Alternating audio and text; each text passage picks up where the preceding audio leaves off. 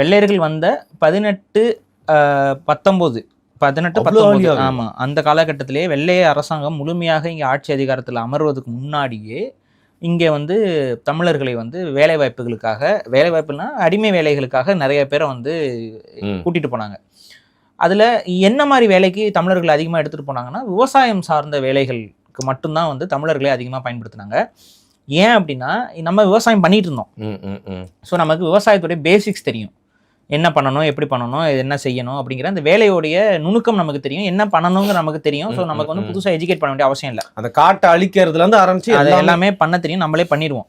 So அதை வந்து நமக்கு பெருசாக வந்து இன்ஸ்ட்ரக்ஷன் கொடுத்து சொல்லிக் கொடுக்கணும்னு அவசியம் இல்லை. ஆனால் ஆப்பிரிக்க மக்களுக்கு வந்து பார்த்தீங்கன்னா விவசாயத்தில் வந்து பெரிய அளவு உள்ளீடு இல்லை. நான் அவங்களோட கல்ச்சர்லாம் வளர்ந்தது போனது எல்லாமே கொஞ்சம் அவங்க எப்படி சொல்றது, அவங்க ஒரு பழங்குடி மக்களாவே தான் நிறைய பேர் இருந்தாங்க.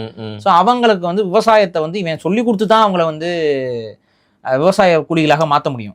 அந்த அளவுக்கு வந்து விவசாய சமூகமே இல்லையா மோஸ்ட் ஆப்பிரிக்கன். ஆமா, அப்ப அவங்கள வந்து நீங்க வந்து என்ன மாதிரி ஒர்க்குக்கு எடுத்துட்டு போக முடியும்னா, லோடு எடுக்கிறதுக்கு, லோடு சுமக்கிறதுக்கு, காட்டை வேணா வெட்டுறதுக்கு, மரம் வெட்டுறதுக்கு, இதுக்கெல்லாம் அவங்களுக்கு சொல்லி கொடுத்துடலாம், பண்ண வச்சிடலாம். சரி. ஆனா நீங்க நுணுக்கமா வந்துட்டு விவசாயம் செய்ய வைக்கிறதுக்கு, அங்க மாடு வளர்க்குறதுக்கு, அங்க இது பண்றதுக்கு, இதுக்கெல்லாம் வந்து நீங்க கூட கம்யூனிகேட் பண்றது, இது எல்லாத்துக்குமே வந்து பாத்தீங்கன்னா வந்து அவங்க கரெக்டா வேலை செய்ய வைக்க முடியல.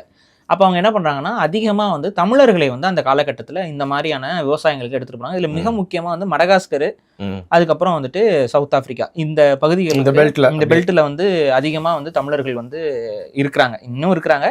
இப்போ மடகாஸ்கர்லாம் நீங்கள் தமிழர்கள் ஊராகவே இருக்கிறாங்க, ஊர்களே இருக்குது அப்படி அப்படியே.